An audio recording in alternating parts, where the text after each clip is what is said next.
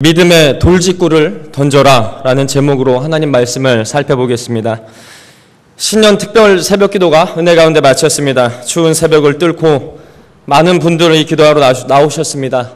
또 많은 가정이 기도하러 나왔습니다. 2013년 하나님께서 나의 삶과 그리고 우리 가정을 지켜주시도록 형통하도록 우리는 기도했습니다. 하나님께서는 우리의 기도를 들으셨고 이제 남은 것은 우리가 기도한 대로 살아가는 겁니다. 제가 초등학생들에게, 어린아이들에게 기도에 대해 설명을 할 때 쉬운 비유를 하나 듭니다. 학생 2명이 내일 시험을 봅니다. 한 명은 공부하기 전 기도를 하고 그 다음에 열심히 공부를 합니다. 그런데 믿음이 좋아도 너무 좋은 학생은 밤새 기도만 했습니다. 기도의 내용은 동일합니다. 시험 잘 보게 해주세요. 누가 시험을 잘 받겠습니까? 그죠? 당연히 기도 잠깐 하고 공부를 한 학생이 잘 봅니다. 밤새 기도만 한 학생의 고민은 하나님 몇 번을 찍어야 될까요? 할 이런 고민밖에 없습니다. 우리는 신년 특별 새벽기도의 기도를 열심히 했습니다. 2013년 우리의 삶이 우리가 기도한 대로 형통하게 진행되기 위해선 내가 내 입술로 기도한 대로 말씀 따라 사는 것입니다. 기도가 끝이 아니고 그 기도대로 살아야 기도의 마침이 됩니다. 필립 샤프라고 기독교 교회사에 위대한 업적을 남긴 사람이 이런 말을 했습니다. 여러분, 기도하는 시체로 살지 말고 살아있는 신체로 살아가십시오. 기도 많이 하면서 시체처럼 살 수 있습니다. 기도는 하지만 믿음을 보려고 하면 열매가 없습니다. 그리스도의 향기를 맡아보려고 하지만 그리스도의 향기가 나지가 않습니다. 기도의 궁극적인 목적은 하나님께 영광인데 기도하는 사람의 모습 가운데서 하나님의 영광을 보이지 않습니다. 기도하는 시체가 생길 수가 있습니다. 그래서 기도 응답을 먼저 생각하기 전에 내가 내 입술로 내가 기도한 대로 살았나 먼저 우리는 생각을 해야 합니다. 가끔 성도 여러분의 기도 응답을 도와드리기 위해서 하나님 말씀대로 사는 방법을 좀 구체적으로 제시할 때가 있습니다. 그러면 많은 부분에서 이런 대답이 들려옵니다. 제가요, 그게요, 이번에는요 라는 말을 종종 듣습니다. 그럴 때 너무너무 안타깝습니다. 당신의 기도를 내가 들어드리기 위해서, 당신의 기도에 좀 도움 주기 위해서, 그 말씀대로 살아가게 도움을 주기 위해서 구체적으로 제시하면 거기서 이번에는요, 그게요 강도사님, 제가요 핑계대기에 바쁩니다. 과정은 제쳐놓고 결과만 복이 되기를 바랍니다. 과정은 제쳐놓고 결과만 복이 되기를 바라는 거죠. 그런데 이런 이야기는 성경 어디서든지 찾아볼 수가 없습니다. 이 말은, 성경에 없다는 말은 우리 삶에도 없다는 겁니다. 기도를 해야 응답 받습니다. 그리고 말씀대로 살아야 성경 말씀에 나오는 그 이야기가 내 이야기가 되고 그 복이 내 복이 됩니다. 손 안 대고 코 풀어지지 않습니다. 기도와 기도한 대로 함께 살아가야 기도의 완성이 됩니다. 오늘은 지난번 설교에 이어서 또 다른 한 여인의 삶의 한 토막을 살펴보길 원합니다. 하나님께서는 이 여인의 삶의 한 부분을 보여주면서 우리에게 또 하나의 삶의 샘플을 보여주십니다. 이 여인을 통해서 우리에게 보여주신 것도 하나님께서 동일합니다. 이와 같이 살아라. 그냥 이렇게 살아라. 딴 생각하지 말고 이 핑계 저 핑계 대지 말고 이렇게 살아라 합니다. 그러게요. 근데요, 이번에는요, 제가요, 이 여인은 그렇게 말을 하지 않습니다. 또 성경에서는 그런 부분이 나와 있지 않습니다. 그럼 핑계를 대지 마시고 믿음의 연약함을 기도를 하셔야 됩니다. 오늘 말씀에 나오는 여인, 수넴 주민입니다. 선지자와 교류가 계속 있던 사람이었습니다. 선지자들을 잘 대접한 사람으로 나옵니다. 또 생활이 좀 넉넉한 것으로 보입니다. 선지자 엘리사가 이곳을 자주 지나서 신세를 지자 이 여인이 엘리사를 위하여 아예 방 한 칸을 엘리사의 방으로 꾸밉니다. 단지 넉넉하다고 대접한 사람이 아닙니다. 단지 돈이 있다고 엘리사에게 베푼 사람도 아니었습니다. 하나님을 경외하는 마음이 있기에 하나님 말씀을 전하는 선지자를 대접한 여인입니다. 그러니까 가진 게 넉넉해서 베풀었던 게 아닙니다. 믿음이 있고 마음이 있어서 베풀었던 겁니다. 착각하지 마십시오. 뭐가 있어야 베풀죠. 그런 믿음 없는 소리는 하지 마시기 바랍니다. 마음이 있으면 행함이 있고 행함이 있으면 하나님께서는 복을 주십니다. 하루는 엘리사가 이 집에서 머물다가 너무너무 고마워서 감사의 표시를 하려고 여인을 부릅니다.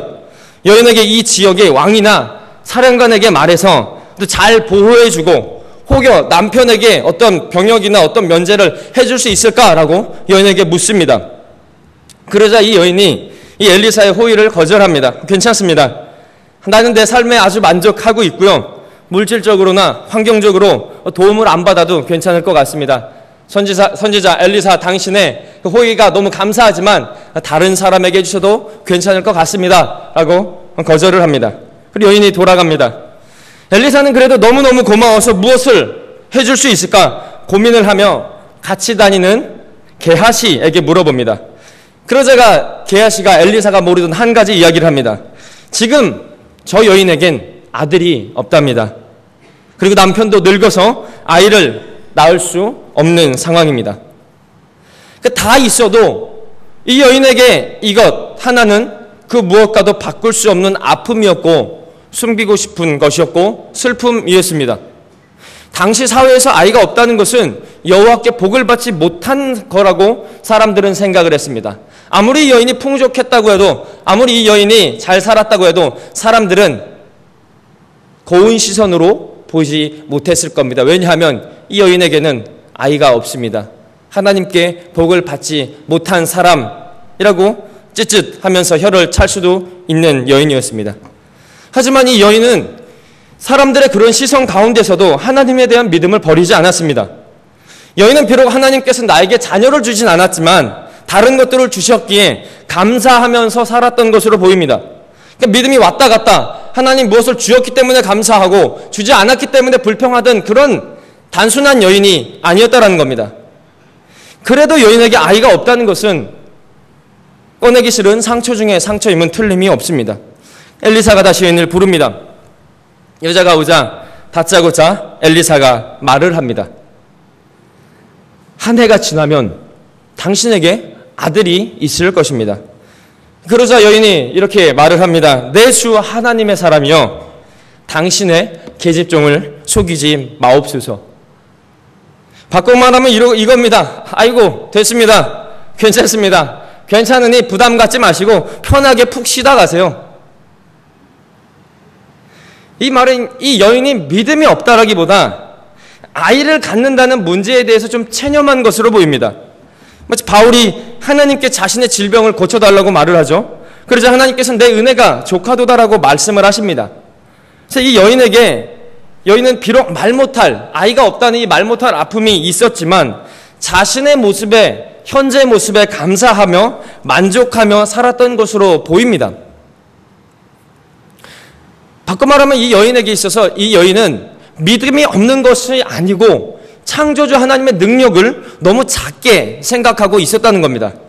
믿음은 좋은데 하나님을 너무 작게 생각하는 경우가 있습니다. 믿음은 좋습니다. 하지만 하나님을 너무나 작게 생각합니다. 그냥 지금이 감사하죠. 그냥 우리 식구들 건강하기만 하면 그걸로 됩니다. 우리 창조주 하나님을요, 그저 나를 지켜주고 우리 식구 건강하게 해주는 그 정도의 하나님으로 생각한다면 이 여인과 마찬가지입니다. 그냥 그 정도로 기도 제목을 말씀하십시오.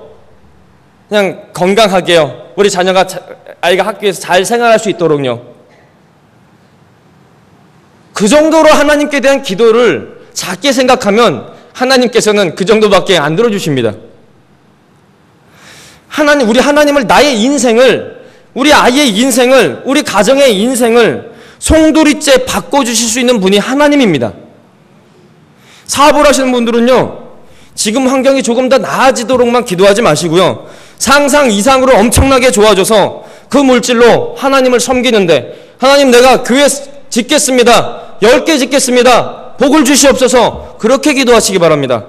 몸이 아프신 분들은요, 그저 이 병이 낫기만 기도하지 마시고 이 병이 나아서 지금보다 더 건강하게, 영육간에 더 건강해지기를 기도하십시오. 자녀가 있으신 분들은 그저 우리 아이들이 자라서 좋은 대학 가서 안정된 직장에 취직하는 것, 그저 결혼해서 잘 먹고 잘 사는 것, 여기에만 그치지 마시고 이 아이가 장차 자라나서 하나님의 전 세계적으로 무수한 영광을 퍼뜨릴 그 아이로 하나님 자라나게 인도해 주세요라고 기도를 하시기 바랍니다. 그리고 기도대로 사시고 그 기도대로 자녀를 기르시기 바랍니다. 그러면 성도 여러분의 삶의 기도가 응답되는 것이 삶에 나타나고 저도 보게 되고 옆 사람도 보게 될 것입니다. 그런 복이 있기를 축복합니다. 1년이 지났습니다. 말씀대로 여인이 아들을 낳았습니다. 정말 이 여인에게는 생각지도 못한 감사와 감격이 넘쳤을 겁니다. 그런데 이 아이가 몇 년 뒤에 아파서 죽게 됩니다. 아이가 어머니 무릎에 앉아 있다가 죽었다라고 성경에서는 말을 합니다. 아이들에게요, 사탕을 안 주면 울지 않습니다. 그런데 줬다 뺏으면 웁니다. 그죠? 안 주면 아예 안 주면 울지 않아요. 근데 줬다 뺏으면 웁니다. 그리고 옆에서 이렇게 말합니다. 치사하게 줬다 뺐냐. 말할 수 없이 컸던 감사가 순식간에 증오와 분노로 변할 수가 있습니다. 그렇게 과정이 흘러나간다 해도 우리는 충분히 이 여인의 마음에 공감을 할 수가 있습니다. 동정할 수가 있습니다. 이 여인이 이 상황에서 하나님을 저주한다 해도 그래 한 번쯤은 그럴 수도 있지라고 우리는 충분히 공감대가 형성될 준비하는 겁니다. 그런데 이 여인은, 이 어머니는 엘리사를 위해 만든 방으로 가서 엘리사가 누워서 자는 그 침대 위에 아이를 눕힙니다. 그리고 문을 닫고 나옵니다. 아무도 들어가지 못합니다. 그러니까 죽음을 확정 짓는 것이 아니라 죽음의 선언을 잠깐 유보시킵니다. 문을 닫는다는 표현으로써요. 그리고 남편을 부릅니다. 나귀와 사환 한 명을 불러달라고 합니다. 그리고 즉시 엘리사에게로 갑니다. 남편이 여인에게 묻습니다. 여보, 괜찮습니까? 당신 지금 괜찮나요? 이 여인이 대답합니다. 샬롬. 좋습니다. 평안합니다. 샬롬이라고 대답합니다. 아이가 울었는데요, 여인이 울고불고 했다는 이야기가 없습니다. 장례치를 준비도 안 하고 시신을 하나님 사람의 침대에 올려놓고 문을 닫아버립니다. 또 이 모든 상황을 아는 남편에게 나는 지금 샬롬입니다 라고 말을 합니다. 그리고 지체하지 않고 엘리사에게로 달려갑니다. 왕복 50km입니다. 쉬지 않습니다. 누구와도 이 가는 동안 상의하지 않습니다. 하나님 사람에게로 바로 갑니다. 가던 중간에 게하시를 만납니다. 게하시가 묻습니다. 평안하느냐? 묻자 이 여인 다시 샬롬 대답합니다. 그리고 답하고 바로 하나님 사람에게로만, 엘리사에게로 갑니다. 이 말은 그냥 하나님께로만 갔다는 겁니다. 다른 사람하고 상의 안 하고 이야기할 것도 없이 그저 하나님께로만 갔다는 겁니다. 왜냐하면 지금의 이 여인에게 닥친 이 상황을 하나님만이 해결할 수가 있기 때문입니다. 중요한 건 뭐냐면 하나님이 어떻게 해결하는 건 상관이 없습니다. 하나님이 확정 지어주는 것, 이 여인에겐 하나님의 응답이 있는 것, 그것이 더 중요합니다. 우리도 살면서 무수한 문제가 생깁니다. 이사, 취업, 자녀의 학업, 결혼, 사업, 어떻게 결정해야 옳은 결정인지 고민할 때가 너무나 많이 있습니다. 오늘 이 여인이 우리에게 유일한 답 하나를 알려줍니다. 무엇이 믿음으로 살고 무엇이 복을 받는 길인지 알려줍니다. 하나님께로만 가라는 겁니다. 하나님께만 가라는 겁니다. 염려와 걱정이 생기면요, 우리 주위에서 이런저런 이야기 많이 합니다. 수많이 합니다. 여인의 남편처럼 가장 가까운 사람도 여보 오늘은 안식일이니 다음에 가십시오 라고 이야기를 합니다. 틀린 말이 아닙니다. 오늘은 안식일이니 다음에 가십시오. 주변 사람들이 만나서 여러 가지 이야기를 듣습니다. 근데 아닙니다. 여인은 지금 가야 됩니다. 쉬지 않고 지금 가야 됩니다. 여인은 사람의 말은 중요하지 않습니다. 지금 이 여인이 듣고자 하는 것은 하나님의 판결입니다. 하나님의 음성입니다. 2013년 시작하는 이 시점에서 여러분에게 걱정이 분명히 생길 겁니다. 2013년 제가 장담합니다. 걱정, 근심 분명히 생깁니다. 분명히 생깁니다. 이럴 때 다른 데 가지 마시고 하나님께 직접 바로 가시기 바랍니다. 그리고 고민과 문제가 있다면 직접적으로는, 구체적으로요, 다른 사람이 아닌 목회자에게 먼저 물으시기 바랍니다. 목회자는요, 여러분의 출세와 돈 버는 것과 성공보다 하나님 말씀 따라 사는 것에 가장 최우선적으로 관심을 갖고 상담을 해줍니다. 여러분이 돈 버는 것보다, 성공하는 것보다, 출세보다 하나님의 자녀 안에서 복 받는 것 우선적으로 상담을 해줍니다. 그러면 절대 그 인생이 실패하지가 않습니다. 가정도 실패하지가 않습니다. 산에 도착하자 엘리사를 봅니다. 그제서야 여인이 엘리사의 발을 안고 가슴속에 있었던 슬픔과 고통, 아픔을 토해냅니다. 25km를 달려와서요. 여인이 이런 말을 합니다. 엘리사 선생님, 목사님, 내가 언제 아들을 달라 그랬습니까? 괜찮다고 하지 않았습니까? 왜 아들 줘가지고 나에게 정말 이렇게 힘든 일을 만들게 해주십니까? 맞는 말입니다. 성경에서는 울었단 말은 없는데요, 이 말을 하면서 울지 않았을 어머니는 없었을 겁니다. 엘리사의 발을 잡고 왜 나에게 아들을 주어서 이 고통을 주십니까? 그제서야 엘리사는 아이가 죽게 되었음을 알게 됩니다. 게하시에게 말해서요, 좋은 게하시에게 내 허리를 묶고, 허리를 묶는다는 것은 빨리 움직이기 위한 방편이죠. 내 지팡이를 손에 들고 가라 합니다. 지팡이는 엘리사의 능력을 상징하는 것으로 보입니다. 그런데 이 여인이 말합니다. 당신이, 하나님의 사람이 당신이 가지 않으면 난 이것을 떠나지 않겠습니다라고 협박 아닌 협박을 합니다. 왜냐하면 이 여인에게는요, 그것밖에 보이지 않습니다. 엘리사 때문에 25km를 달려왔습니다. 다른 사람이 뭐라고 묻지 않고 샬롬 샬롬만 하고 엘리사한테만 왔습니다. 엘리사가 가야 됩니다. 게하시가 조금 먼저 떠나고 여인의 성화에 못 이겨 엘리사가 쫓아갑니다. 게하시가 그들보다 먼저 도착을 합니다. 아이 옆에 지팡이를 둡니다. 그건 어떤 변화도 일어나지 않습니다. 아이는 그대로 숨이 멎은 채 누워 있습니다. 조금 시간이 지난 후에 엘리사가 도착을 합니다. 엘리사가 자신의 방의 문을 열고 들어가 보니 아이가 죽어 있습니다. 엘리사는 문을 닫습니다. 그리고 아이 위에 엎드려서 엘리사의 몸을 아이 위에 몸에 포개는 독특한 행동을 합니다. 그리고 내려와서 방안을 서성인 다음에 다시 동일한 동작을 하기 시작합니다. 그러자 아기가 7번 재채기를 하고 눈을 뜹니다. 아이가 살아났습니다. 엘리사가 게하시를 불러서 어머니를 데려오라라고 말을 합니다. 문이 열리고 여인이 들어옵니다.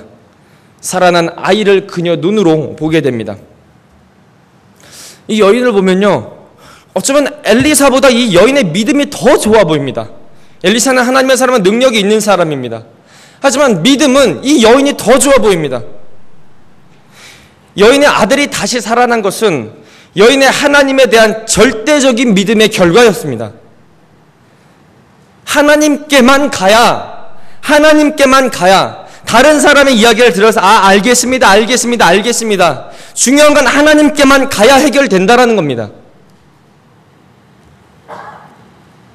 여인이 엘리사에게 달려간 것은 불평하고 원망하기 위해 달려간 것이 아니고 아들이 다시 살아나는 것을 보기 위해 달려갔던 겁니다. 이게 여인이 위대한 믿음이고, 말하는 믿음이 아니고 행동하는 믿음입니다. 첫 번째 아이는요, 믿지 못했는데도 얻었습니다. 그런데 아이의 생명이 멈추었죠. 두 번째 아이는 생명은 멈추었는데 여인의 믿음으로 얻게 됩니다. 믿음이 이기는 겁니다. 그래도요, 목사님, 강도사님, 제가요, 이번에는요, 성경엔 그런 얘기 없습니다. 믿음의 행동은 이긴다라고만 말을 합니다. 지금 엘리사가 사역하는 이 시기는요, 암흑과도 같은 북이스라엘입니다. 북이스라엘은 선한 왕도 없습니다. 악과 우상 숭배와 불신과 음란과 탐욕이 판치는 곳입니다. 하지만 하나님께서는 그런 환경이 아니라 믿는 자에게 일하고 계시다라는 것을 엘리야와 엘리사를 통해 계속 보여주시는 겁니다. 이 말은 내 환경이, 내 주변이 희망이 없어 보이고 그저 하루하루가 똑같아 보이는 지금 나에게도 하나님은 계속 일하고 계시다라는 겁니다. 그러니까 이 여인처럼 믿음의 돌직구를 날려가면서 믿음으로 산다면 하나님께서는 반드시 역사하신다라는 겁니다. 돌직구 아시죠? 야구에서요, 직구가 들어올 줄 뻔히 합니다. 그런데 직구를 들어와도 못 칩니다. 너무 묵직해가지고. 뻔히 압니다. 그래도 못 칩니다. 너무 묵직해서. 희망이 없어 보입니다. 돌직구처럼 믿음을 날리면요, 그 믿음으로 이기는 겁니다.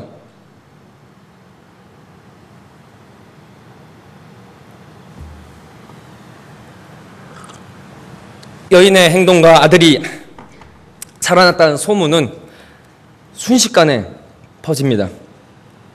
퍼지고 시간이 지나면서도 계속 회자됐을 겁니다.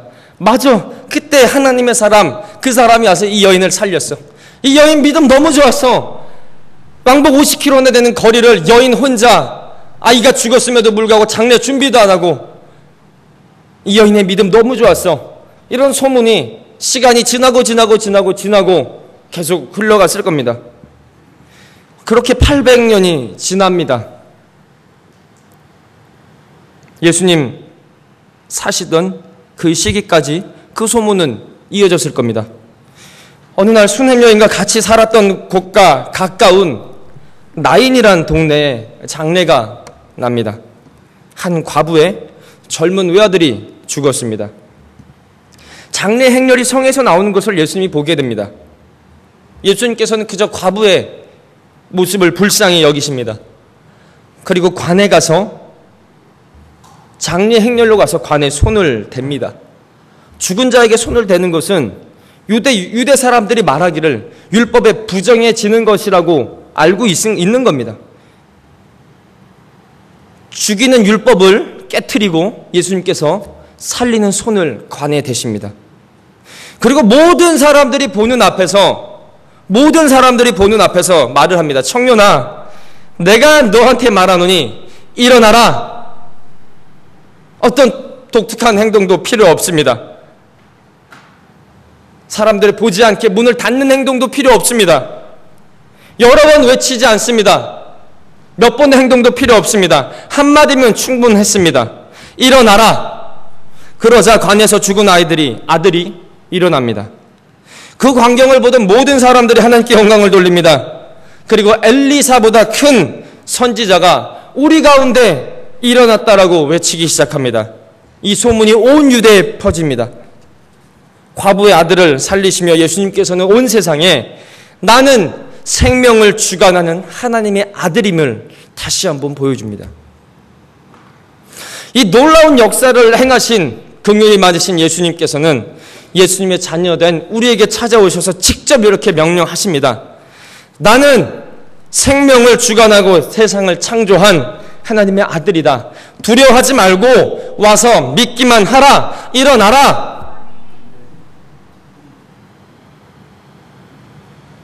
예수님이 이 나인성의 과부의 아들을 살리심으로써 엘리사보다 위대하고 뛰어난 하나님의 아들이 이 세상에 오셨음을 온 세상에 말씀하셨던 것입니다. 제가 말씀드렸죠. 2013년 우리가 고민하고 걱정하고 기도해야만 풀리는 문제는 반드시 생깁니다. 저에게도 생깁니다. 그럴 때 예수님께 나아가시기 바랍니다. 긍휼이 많으신 예수님께서는 오늘 말씀처럼 나인성의 과부인 보는 것처럼 과부가 요청하지 않아도요, 긍휼이 많으신 예수님께서는 우리의 모습을 보시고 언제든지 우리에게 찾아오셔서 일어나라 일어나라 일어나라 말씀하고 지금도 말씀하고 계시고 준비하고 계십니다. 수냄성의 과부는 하나님 말씀을 듣기에 50km를 왔다 갔다면 우리에게 찾아오신 예수님께서는 우리의 연약함을 보시고 우리가 가지 않아도 내가 내 연약함을 아니 긍휼이 많은 내가 너를 치료해 주겠다. 내 기도를 들어주겠다. 일어나라라고 명령을 하신다는 겁니다. 그리고 말씀하실 때 일어나라 명령하실 때 앉아있지 마시고 일어나야 됩니다. 그것이 우리가 해야 될 믿음의 행동입니다. 일어나라 했는데 왜 앉아 계십니까? 일어나서 가라 했는데 왜 머뭇거리십니까? 말씀 따라 움직이십시오. 일어나서 걸으십시오.